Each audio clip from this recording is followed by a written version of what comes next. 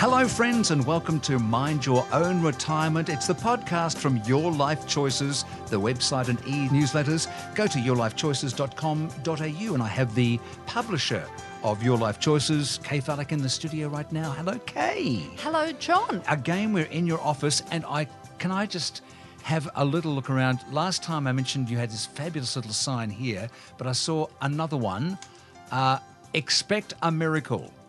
A sign in your office, expect a miracle. Do you have to perform miracles putting together Your Life Choices occasionally? No, I think, to be honest, the team put it together. They're the miracle workers. They are the miracle workers. Sure. I expect a miracle because you never know when one might turn up. Yeah, and when you least expect it. I like that thought. Yeah, it is Any good. moment now. And you have to be observant. And the thing I like about what you do when you travel, you're like me, you're a people watcher. I love people, but I'm never bored in the airport because I always like looking at people. I'm never bored anywhere, to be honest, John. Yeah. I mean, I've seen you nodding off here in the studio with me a few times. only when you're speaking. That's exactly right, and for very good reason.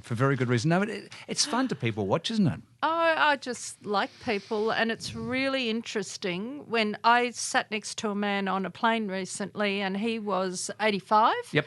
and he was heading to London to watch the Ashes, the test. Yeah. And I thought, do I want to talk to the person next to me? Yes, no. Oh, whatever. I helped him fix his headphones or something. And we spent the next 2 hours talking because he was so damn interesting. What was his profession? What did He came out to Australia at the end of World War II from England. He'd been in the Air Force, British Air Force, Yeah. and met a wife, as you do. He became an engineer here, and we spent so much time. He told me about so many inventions that Australians had invented that were then went offshore. Now, that's not a good thing, but he had worked for most of these companies and the CSIRO, and look, he was a cracker, interesting, connected man. I loved it. Most importantly, did you sign him up as one of our team on Your Life Choices? I didn't. No, why not? I know. I don't like to jump on unsuspecting people in Fair airplanes. enough, because there's so much to be had. If you're not a signed up member, you should be, because it's a fantastic resource. I talked a lot about what we did and how we went about it, because obviously there was a connection with his life stage. So what are we going to do today? Today, we are lucky to speak to Hank, because last week we spoke to him about compliance. This week, we're going to find out how you get in touch with Centrelink. And Hank is the general manager of Centrelink, Yes. and a very knowledgeable man. He is the man who can help you work your way through the maze. He actually makes you feel, I think I can do this. A bit calmer. He does. And where are we travelling to, Kay? Today, we will travel to Ontario with travel editor Leon. With those lovely Canadians. We love Yes, Canadians. love the Canadians. And then there's health. And A really interesting angle on medicinal cannabis, and a new documentary on how it can help people, older people often, with certain conditions. it's one of the big medical talking points, and we'll be doing that with Nicholas Morley a bit later on. Stay with us, folks. This is Mind Your Own Retirement. Welcome back to Mind Your Own Retirement, the podcast from Your Life Choices. The place to go is yourlifechoices.com.au if you're not there already. We're talking to a very important man. Hank from Centrelink is a subscriber of Your Life Choices, and last week we were lucky enough to more properly understand the way the compliance rules work. What we touched on, John, but didn't explore, was communication. Hello, Hank. Hi. So, Hank, I think it's fair to say Centrelink gets pretty bad press when it comes to call times or how many people are calling in. I believe over the past year that improved a lot, but maybe you can help us understand, if people on a pension are a bit frustrated, how do they cut through and speak to someone? Sure. Look, it's no secret that our phone lines are busy, and I acknowledge that contacting us at times can cause frustration. Let me just assure you we are doing everything we can to improve our phone service. There have been a lot of measures that we put in place internally, which means that there are less block calls, more people are getting through, and we're also have other measures in place to make sure people get to the person they need to much more quickly. What are some of the best times to call? I mean, it's like, is it first up or late? Yeah, look, like most other organisations and companies, our busiest times are first thing on a Monday morning, Yes. and during the lunchtime rush. We're no different there to banks and other organisations. Yeah. My advice always is to get in early. We operate normal business times. The earlier you can get in the morning, the more likely you are to get through. But look, there's other important avenues that I really encourage people to explore and to use. And one of those is, of course, going online. We know that a large majority of Australians own smartphone devices, and people now actually expect the convenience of being able to connect online with businesses. Now, I know that people we're talking about, including me, I might add, are not so crash hot on smartphones because they're the size of the print. We're big iPad users, which gives us the same outcome but on a bigger screen.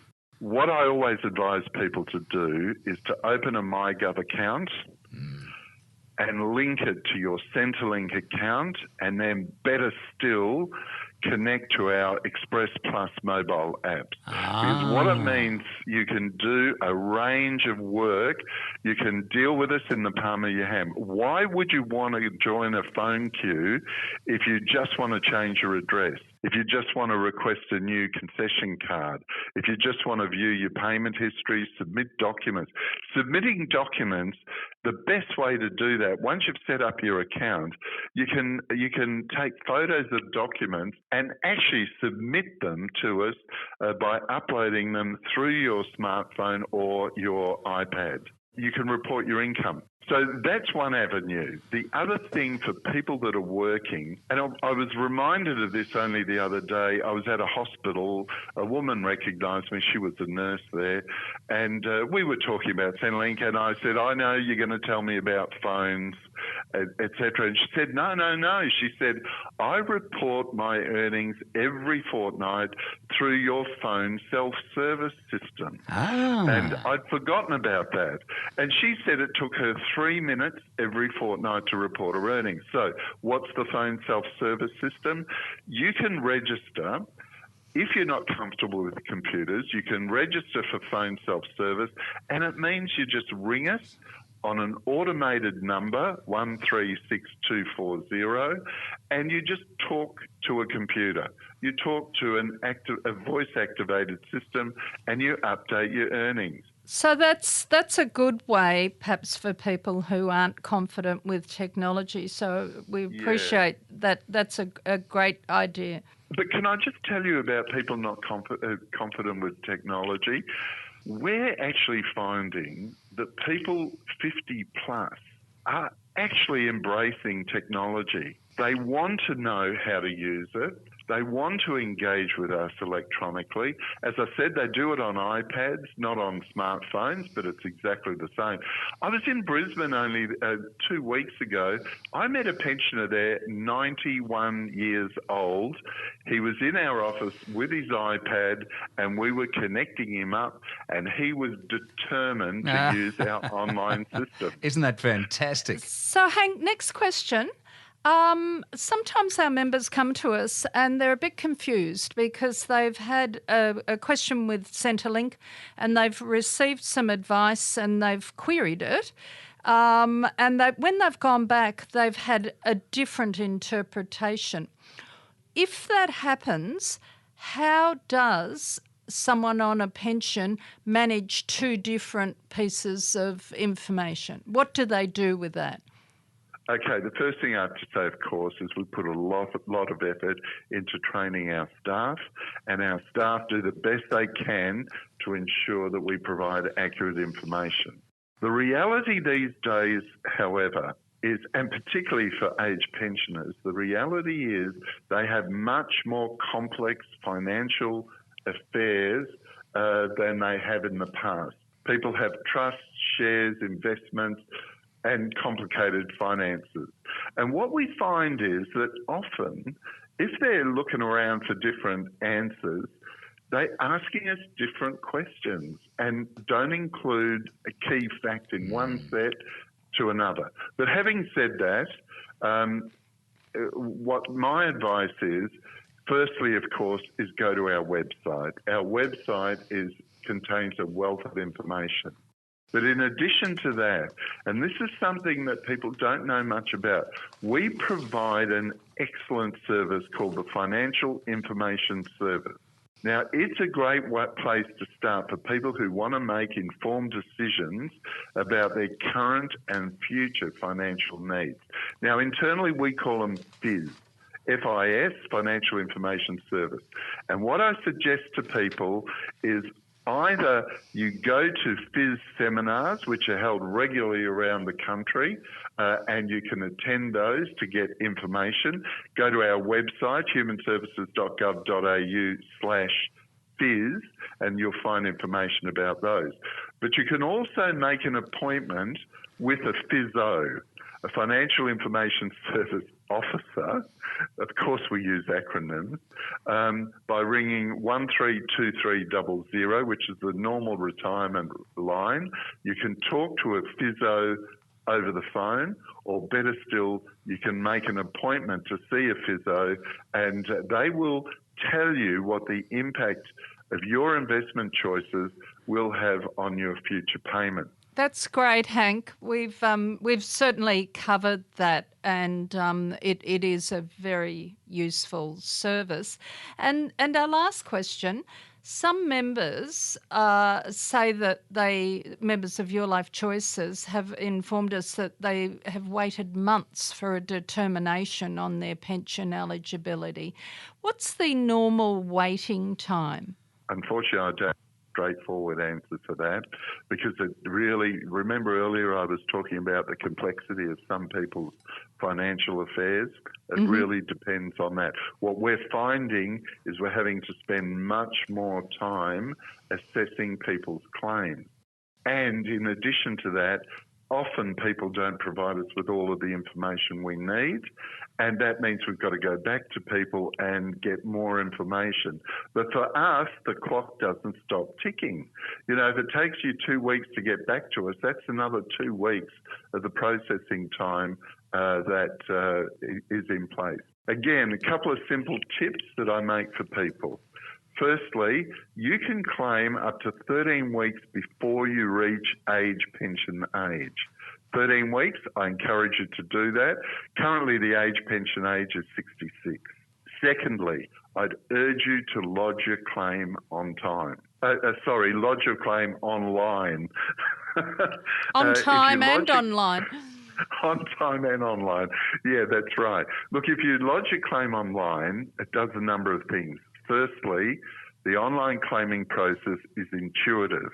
So questions that don't apply to you don't appear and you don't have to answer them.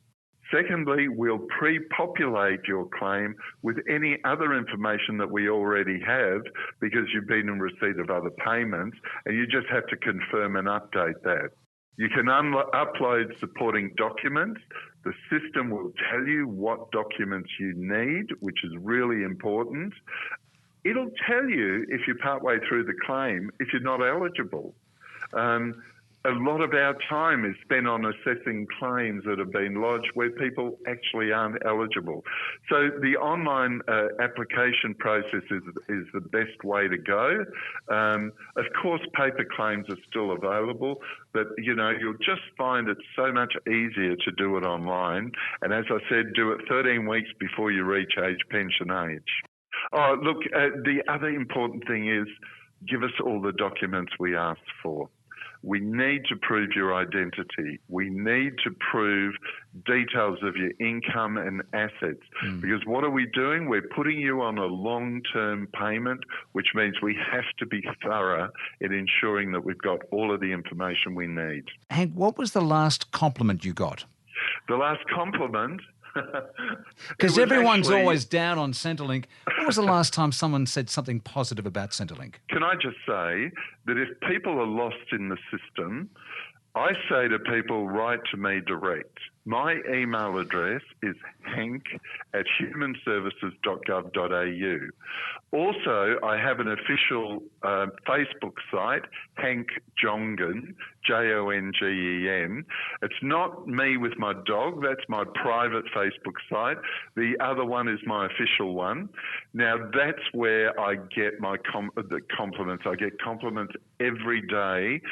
You know, it's so easy to come down on us, but every day we perform miracles for people that are in distress. Hank, thank you so much, and I hope you continue to get many more compliments as well. And we will link across to your Facebook page. So, Hank, when this podcast goes up on our Facebook page, we will link across to you so people can get to know you and know that you are worthy of compliments. Thank you. It's not me. It's the people and your team. Fantastic staff. Yeah, absolutely, Hank. Thank you so much. We do appreciate your generous offering of time to speak to us on Mind Your Own Retirement. Anytime. Folks, I'd like to talk to you about Your Life Choices Pension Checker. Now, this is an easy-to-use financial tool that allows you to calculate exactly how much you should be receiving in fortnightly pension payments and supplements. It's very well priced at just $29.95 per year. Visit pensionchecker.com.au and make today the day you take control of your income with Your Life Choices Pension Checker. Welcome back to Mind Your Own Retirement with Kay Fallick is, of course, the publisher of said magazine, and that is Your Life Choices with me, John Deeks. And on the line we have Nicholas Morley. Nicholas, welcome to you. Hey, guys. Thanks for having me on today. You're the creative director of Mambo, a fashion guru, a Buddhist punk, and a medicinal cannabis advocate. Now, mate, this is an issue that has become so much more to the forefront in the last couple of years. Where do we actually stand with medical cannabis being available to Australians? Good question. Well, we're sort of in limbo at the moment. I mean, the government's made it slightly accessible to certain people with certain conditions, but in no way have they sort of got us to where we really need to be. Where do you really need to be? Well, I think anyone that wants to use it or try it should have access to it, and that's definitely not the case at the moment. Why? Because the government hasn't worked out how they can make enough money out of it, I think is probably the first concern. I think there's probably a public safety concern, which is there because of old belief systems around the plant. Right, and you have just done a fabulous documentary. Yeah, I was the subject of the documentary. Tell me about that documentary. It's a film about the daily lives of myself and a gentleman called Luke, and it's basically a sort of a study on us and what we do. And what we do is we provide high-quality medicinal cannabis to people that need it, and that people that either can't afford to go through the government system or would not be accepted in the government system. So this is covered, just to name the documentary, in green light, Nicholas, and It came about because of your own personal experience watching someone suffer? What my interest in medicinal cannabis, you mean? Yes, yeah. Yeah, actually, the first time I heard about medicinal cannabis was a girlfriend of mine who was actually a woman that I used to do her hair and makeup back in the days when I was still doing makeup, and that was Chrissy Amphlett from the Divinals. And Chrissy was very sick with cancer in New York, and I used to speak to her weekly, and she told me that she had this American Indian woman that used to come around and bring her cannabis oil, which really helped her with all the symptoms and all all the side effects that she was going through with her chemotherapy. So that was the first time I knew about it. And then what happened was I moved to Byron Bay I was living in Bali, and then I did a year in Sydney and then moved to Byron. And when I moved to Byron, I was very depressed. I'd sort of come through a really bad breakup and wasn't doing very well at all. And I met Luke, and Luke put me onto CBD. And CBD really sort of helped me with my depression. What is CBD? Cannabidiol. And that is a? Cannabis oil? It's a cannabis oil, yeah. Okay. So the two main cannabis oils are CBD and THC. So CBD is the non-psychoactive one, which is actually really great for depression. So that's why I started taking it, and it really helped me with my depression. And I said to Luke, my God, this stuff's incredible. Like, we've got to get this out there. And he said, well, help me. So that's what I did. And where are you in your quest? Well, I've got about 1,300 people that I'm supplying, and I don't know how many Luke's got, but I'd say it'd be a few more than that. So are you at risk in doing this, Nicholas? Absolutely. Right. Yeah. Okay. Yeah, but I mean, I think sometimes in life you've got to weigh up the risks, like I feel like I'd be a criminal if I wasn't helping people knowing what I know. And older Australians, what kind of conditions specific to people as they age are assisted by cannabis in your knowledge? Okay. Well, in my knowledge and my experience, I'd say about more than half the people that I look after would be over the age of sort of 55 or 60, going all the way up into their 90s.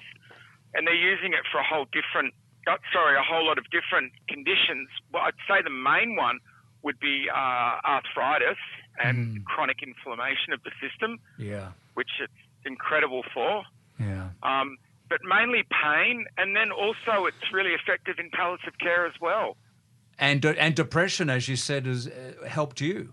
Sure, absolutely. Well, I mean, it definitely helps with that. Look, it cheers people up, but the big one is arthritis, and cannabidiol, CBD, works brilliantly both internally and topically.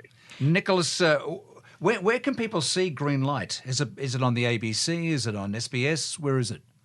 It's you can go online? No, it's not online yet, but it will be soon. The best place to find out is to go to greenlightmovie.com. Right. It's going to have all the screening information, and it's also going to be. I think eventually there'll be a system there where you can go online and you can pay to watch it. It'll be a pay-per-view thing. And there's a trailer, I believe, Nicholas, that we can link to so people can have a quick look at the flavour of the documentary and the kind of information you're covering. Yeah, there is. It's a trailer at greenlightmovie.com. Nicholas, thank you so much for giving up your time to speak to us today. We do appreciate it. And good luck in your quest. Thank you. And look, if any of your listeners want to get hold of me, my website is greenlighthealth.com.au. Nicholas, thank you so much. Thank you, Nicholas. Thanks, guys. You have a lovely day. Nicholas Morley, a cannabis renegade and one who is trying very desperately to... And it's just crazy, Kay, isn't it, that there's this discussion. Everybody seems to be just a little bit dancing around it, aren't they? I'm a bit of a cynic or a bit sceptical here. I think Nicholas is onto something when he suggests that maybe a government would want to manage this and whatever, tax it or make it institutionalised. Yeah. That's fascinating. We are going to go travelling in just a moment with Leon. I think we're off to Canada. So, goodness me. Well, there you go. You never know where you're going to end up on this particular podcast. Mind Your Own Retirement. It continues after this.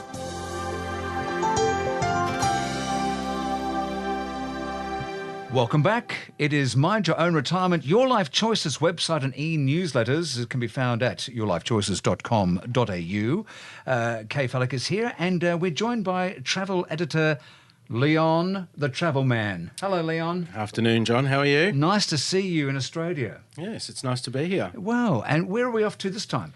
Well, I've just been to Canada. So, have you now? Yeah. Is that what happened to your hair? What happened, mate? It's hair for radio, John. It's fantastic hair for. I'm just jealous you got hair. Well, that's why I do this, to distract from the fact that it's. Because normally we have you on the phone. I get to see you in person. He's a handsome-looking brute, isn't he? Is this a love-in? Yeah, it could be too. A bit of bromance going on. My hands Oh, are God. above the table. Now, didn't you tell us you went to Gander? Or was it KU went to Gander? No, Somebody I went to Gander. Nobody went to Gander, Oh, no John. one's been to Gander. Just I'm pull sorry. it back in I there, took mate. a gander at Canada. Oh, there you go. Tell me about Canada and Ontario. Yeah, I did a couple of weeks in Ontario, visiting Toronto first. It's a great city, Toronto. Spent some time hanging around the cool neighbourhoods of Toronto. Yeah. And one such neighbourhood was Kensington Market, which I really loved. But first I'll tell you how I found about this place. I did a little bike tour. Instead of doing the hop-on, hop-off bus, Sure. I did a bike tour with a lovely young lady named Victoria at Fitz and Folwell. And she showed me all the really cool neighbourhoods and little sites and landmarks. Victoria at what? The company was called Fitz and Folwell. Is that for skincare? No, what is it? For bike tours. Oh, it's bike tour. Okay, I wasn't sure. Okay. Leon, can we wind back Yes. for the benefit of our members who haven't visited Canada? Where is Ontario? It's just above, say, New York, across the border, of course. That helps. On Lake Ontario. It's huge. It's an inland sea. I mean, they sail huge tankers and freight ships down there. Is that where they speak French a lot more? No, that's up in Quebec and Montreal and around that area. I mean, they still do speak some French in Toronto. Yeah. I mean, right through Canada, really. Second language. Yeah, Official. Yeah. And there are many schools over there that only speak French. They're French-speaking schools. But the further east you go, the more French, if you will, influence they seem to be. I would say that, yeah. They were seeking independence, I think, from the rest at some stage, weren't they? Canada, it's got a funny history, actually. The Americans tried to invade it twice and lost both times. So that's This year? That's two Canada, nothing America. Was that Mr. Trump or was that someone else? No, a lot of the locals did joke Queensland. that the way the border works, the border runs straight through the water. So many of them won't be surprised if a wall does go up at some stage. But they often joke that Canada will be the ones who have to pay for it. Oh, yeah, probably right too. Now, when's the best time to go? When you were there? When I was there. Look, September's fantastic. Just after Labor Day, which is the first Monday in September, it's when it starts to quieten down a bit, but the weather's still really good. I mean, I was there. It was 23, 24, 27, but still sort of cool. Yeah. Maybe a little bit humid a couple of days, but, fantastic weather. The trees are just starting to turn. The week I was there, the trees were just starting to turn. So I got to see a hint of those reds and oranges that Canada's fall. So apart from the bike ride, what else? So I spent a lot of time around Toronto doing what the locals do, chatting to a lot of the locals and finding out what they do, sort of seeing the Canada that's not on the brochure. Yeah. Well, the Toronto that's not on the brochure. And that was fantastic. I had a ball. A couple of neighbourhoods to mention off the top would be the Annex, which is sort of the university neighbourhood. Lots of cool old secondhand bookshops and cafes and bars and record stores. Live music in the area as well was great. I took a chance to visit Greektown one night and saw a live concert there at the Danforth Music Hall, which is a very famous theatre there. Kensington Market, that was my pick of Toronto. Fantastic spot. Old counterculture town. Started by Jewish migrants back in the day. They used to set up shop in front of their houses and they had this great little community where they would all trade with each other because, of course, back then, they were sort of seen as pariahs. Yeah. But obviously they turned that little neighbourhood into something very desirable. So that's been gentrified, is what not you're quite saying? yet. It's still a bit edgy. It's still funky. It's still edgy. It's funny cool. that in the 60s, that's where all the American soldiers running across the border, the draft dodgers, they all sort of congregated there. Very cool. So it became a bit of a counterculture area, still very much like that. And of course, now that cannabis has been legalised in Canada, it's kind of like walking back in time when you go to Kensington Market. There are all these thrift shops and vintage clothes shops and record stores and bars and cafes, and then the smell of cannabis Sounds everywhere. Like San Francisco in the late 60s, early 70s. Absolutely. Very laid back, very cruisy, top spot to visit for the day. And, the baby boomers built that town, and a lot of them are still there. They love it. They're not leaving. Leon, moving out of Toronto, you told me you found the real Canada. Can you just share with us? You got in a car, I believe. I did, yeah. I did a couple of days in Niagara first and did the wineries, and it's very touristy there. Fantastic spot. Definitely put it on your agenda. The Canadian Niagara. Canadian Niagara, which is the good side, and that's Whoa. not because I'm biased. It just is. The best views are from Canada of the falls. The Americans kind of get stitched up on the views. The nightlife around there, it was great. The winery region, fantastic. Some good wines, great vineyards, really good people. But moving away from Niagara, I went sort of a little bit further northeast up to a little town called Gananoque. As the locals say, there's the right way, the wrong way, and then the Gananoque way. That's where I found the real Canada, the real Canadians. What made it the real Canada? Look, the people there were just... How do I explain this?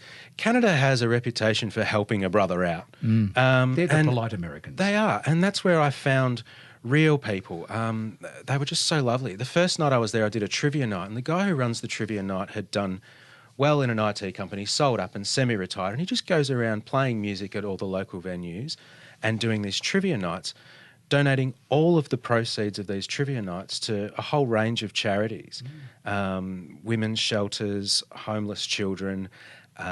They've taken on board, the community has taken on board a group of Syrian refugees and pretty much funded their setup and everything like that. I met an artist there who's set one of this Syrian artist up, phenomenal artist, giving him studio space, and she's sort of brought him up, and now he's sort of off to Toronto to make his name over there. A little family who does some great food, which I sampled at the little farmers market, which was on at the night, on the Thursday night. So how long were you in that area for? So I was there for 4 nights, could have stayed for much longer.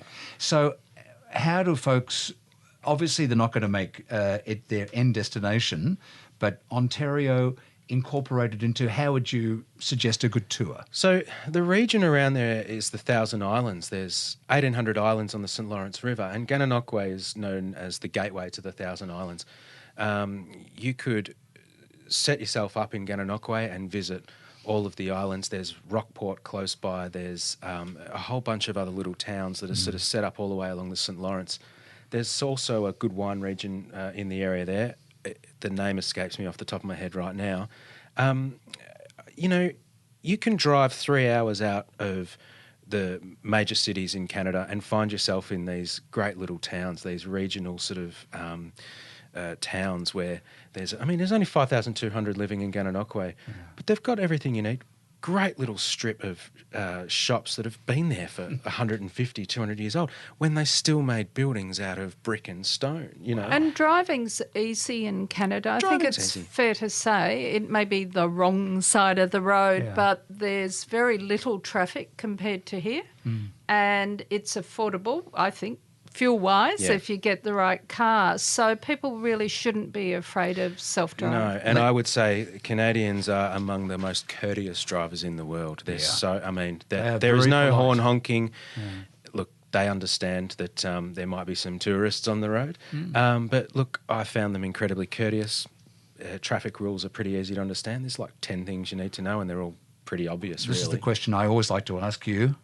Where are you going next? Oh, I'm going to stick around for a little while, I think. Oh. Yeah. No. Yeah. Are you going to come in and work at your desk? Someone's got to do it, Kay. Oh, Leon. Leon, thank you for giving us your adventures of Ontario and surrounds, and I guess you'll be putting that all up on yourlifechoices.com.au as well. Absolutely, John. Some pictures? And Some pictures as well. I've got about 1,000 of them. you travelled as a guest Of Destination Canada, of Niagara Falls Tourism, and of Thousand Islands Tourism. Thank you so much, and I love their dressing. Yes, I'll give you the recipe. Thank you so much. Leon, best to you. Take care, my friend. Thanks, John. You too. Kay, Thanks, we're Leon. going to have a little nugget to leave us with. We're going to crack on with a nugget, and we talked to Nicholas about cannabis. Yes. And Leon seems to have found it necessary to mention cannabis. And it's recently, I believe, been legalised in the ACT for medicinal purposes. So on the plane back from Rome, I watched a documentary on Woodstock. peace and love. I'm laughing because John's decided to roll something up and smoke it. No, I think it's my Kay, if profit and loss report. Oh, no, it tastes terrible. But you know, yeah, it's a bit nasty. So, Woodstock, when was it? What happened? 1969. Here's the thing about cannabis. 400,000 young people went to the Catskill Mountains. Mm-hmm. Of the 400,000 people who went, and bear in mind over 3 days it rained, they didn't have enough toilets, No. there wasn't enough food, there's a lot of pressure. And plenty of cannabis. 80 people were arrested, which is 0.00002%. Did you get off? And I wasn't old enough. And of those, there were no marijuana smokers, who were the majority of the crowd. There were none who were arrested at Woodstock. So peace and love, baby. That's Peace all I've got and to love. say. Absolutely. And mind your own retirement. We'll return. Kay Valek, thank you so much indeed. John, what fun. Well, lots of fun. We'll be back with our next podcast before you know it, folks. To know more, if you're not there already, go to YourLifeChoices.com.au. And thank you for being part of Mind Your Own Retirement.